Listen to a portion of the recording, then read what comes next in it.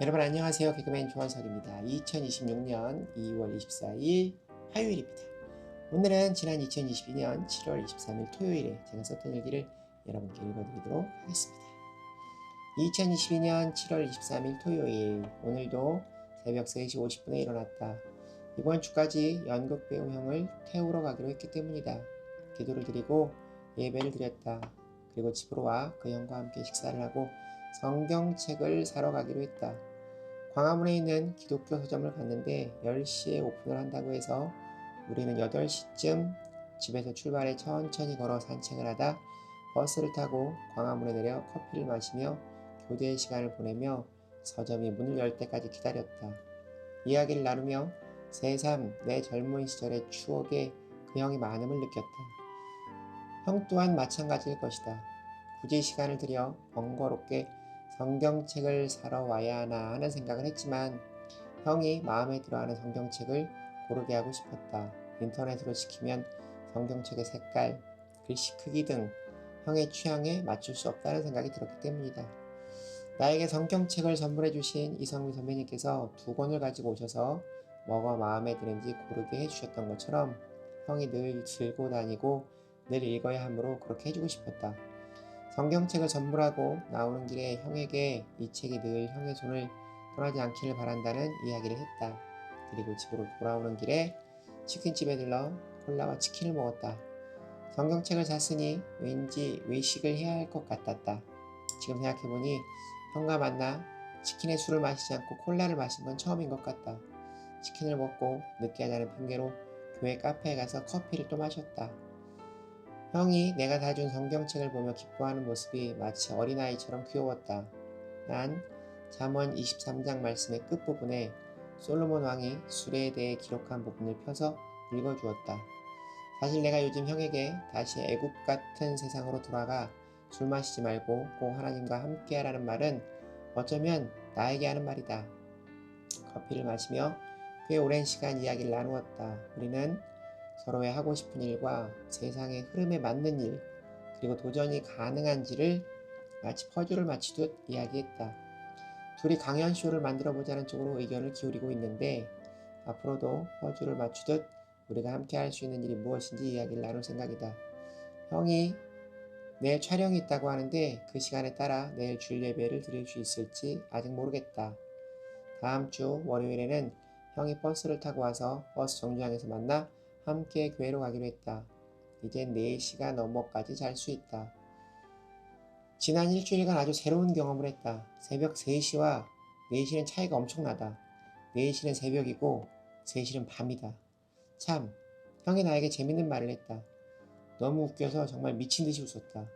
내가 갑자기 나타나서 새벽에 자기 집으로 태우러 오고 또 밥을 주고 너무 잘해줘서 내가 이상한 종교를 믿는 이단이라는 의심을 했다고 한다. 그래서 경계를 늦추지 않고 있는데 목사님의 말씀을 들으니 좋은 교회인 것 같다고 이제는 의심하지 않는다고 했다. 정말 빵 터졌다. 오늘 새벽 기도의 시작은 찬송가 88장 내 진정 사모하는을 드림으로 시작됐다. 오늘 조건의 목사님께서 주신 하나님의 말씀은 출애굽기 3장 13절부터 22절까지의 말씀이다. 모세는 바로 왕을 피해서 미디안 광야로 도망을 쳐서 두 번째 40년의 세월을 보낸다. 양치는 목자로 살던 80세의 모세에게 내 백성을 인도하라는 하나님의 음성이 들려온다. 세 번째 40년을 하나님의 사명자로 쓰시겠다는 말씀이다. 그러나 이스라엘 백성들을 출애굽시키라는 하나님의 부르심에 모세는 숨고 싶었다. 스스로를 형편없고 볼품없는 인생이라 여겼기 때문이다.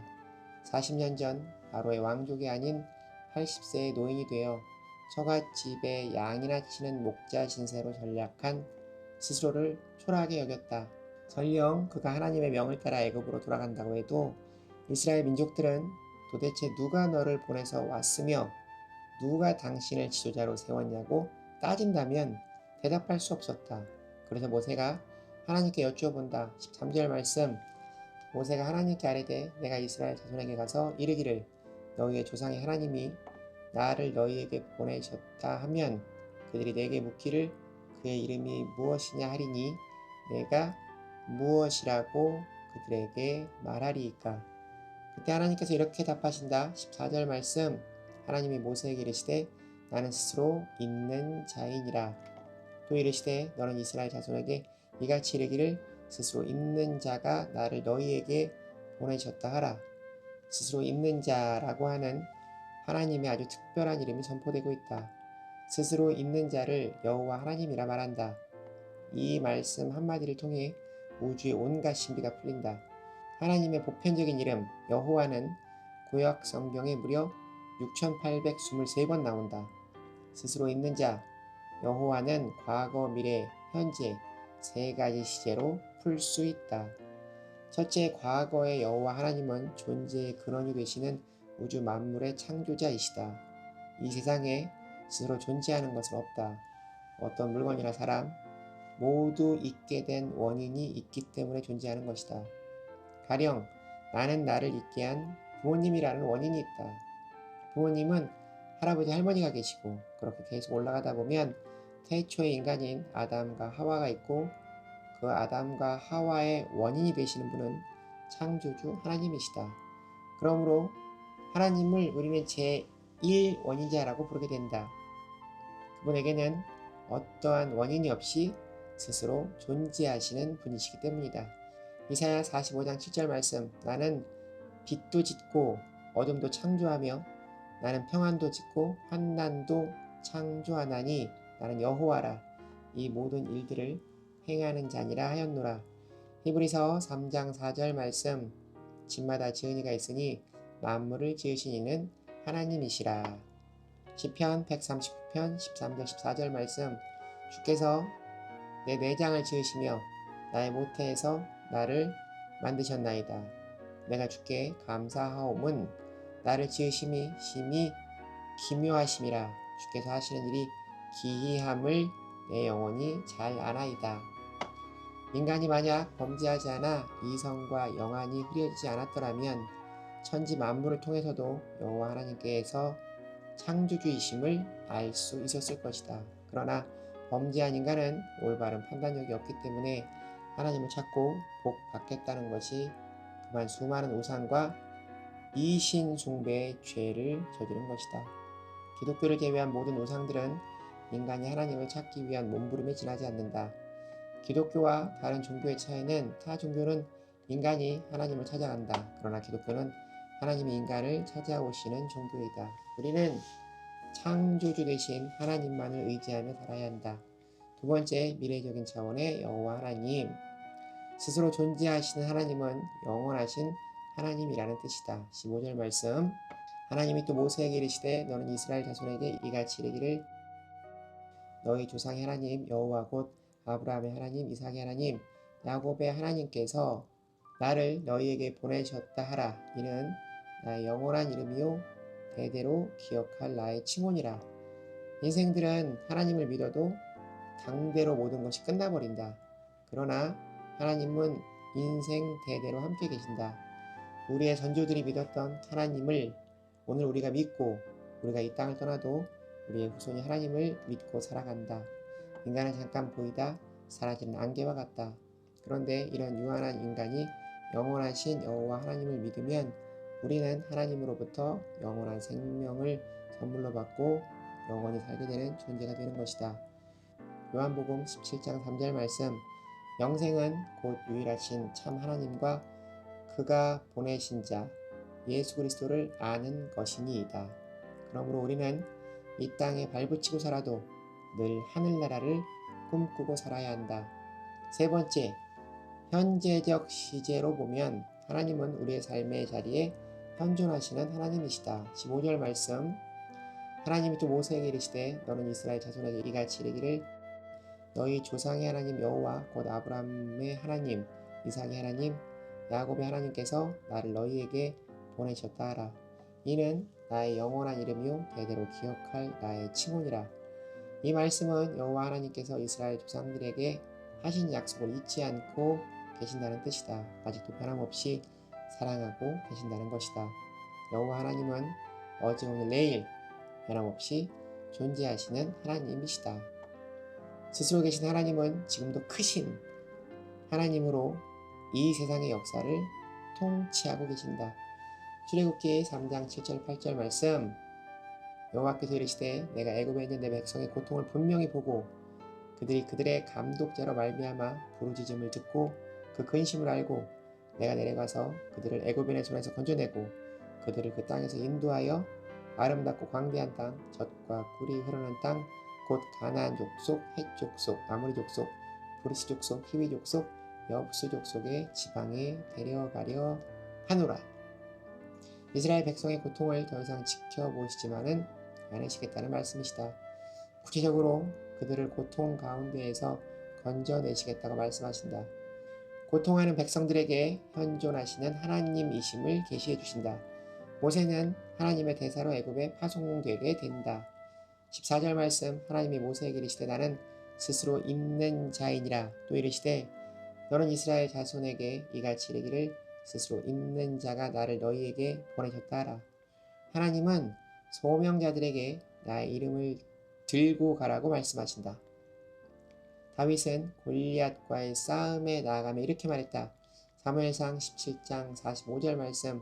다윗이 블레셋 사람에게 이르되 너는 칼과 창과 단창으로 내게 나오거니와 나는 만군의 여호와의 이름 곧 네가 모욕하는 이스라엘 군대의 하나님의 이름으로 내게 나아가노라. 세상이라는 전쟁터에 나아갈 때 하나님의 성호를 가지고 나가면 승리는 이미 결정된 것이나 다름없는 것이다. 16절 말씀. 너는 가서 이스라엘 장로들을 모으고 그들에게 이르기를 여호와 너희 조상의 하나님 곧 아브라함과 이삭과 야곱의 하나님이 내게 나타나 이르시되 내가 너희를 돌보아 너희가 애굽에서 당한 일을 확실히 보았노라.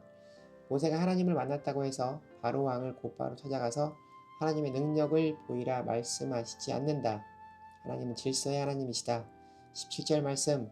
네가 말하거니와 내가 너희를 애굽의 고난 중에서 인도하여 내어 젖과 꿀이 흐르는 땅 곧 가나안 족속, 헷 족속, 아모리 족속, 브리스 족속, 히위 족속, 여부스 족속의 땅으로 올라가게 하리라 하셨다 하면 18절 말씀.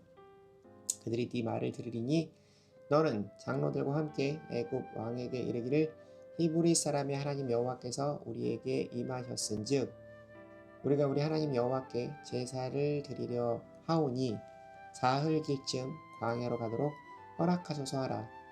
하나님은 모세에게 이스라엘 장로들을 모으고 하나님이 나를 보내셨다 말하고 애굽 왕 바로에게 갈 때에도 장로들과 함께 가라 명하신다. 하나님의 일을 하는 사람은 독불 장군으로 혼자 해서는 안 된다. 질서와 순서와 순리를 따라야 한다. 대표성 있는 권위를 인정하고 협력하라는 말씀이다. 그리고 소통하라는 말씀이다. 21세기 미래학자 존 나이스비트는 이렇게 말했다. 21세기 승리는 리더십에 달린 것이 아니라 파트너십에 달려있다. 19절 말씀. 내가 아노니 강한 손으로 치기 전에는 애굽 왕이 너희가 가도록 허락하지 아니하다가 430년의 노예 생활을 한 이스라엘 백성들을 애굽 왕 바로가 쉽게 놔줄 리 없다. 이 이야기는 사탄이 붙잡고 있는 한 명의 영혼을 주님의 품으로 인도하는 데에 마귀 사탄이 쉽게 내어주지 않는다는 말씀이기도 하다. 인내하고 포기하지 말고 끈기를 가지고 영혼을 구하는 주님의 사명을 감당해야 한다. 실패를 두려워해서는 안 된다. 내가 구원받기까지 얼마나 많은 시간이 걸렸으며 얼마나 많은 사람들의 눈물의 기도가 있었는지 그리고 2000년 동안 수많은 순교자들이 있었음을 잊어서는 안 된다. 21절 22절 말씀.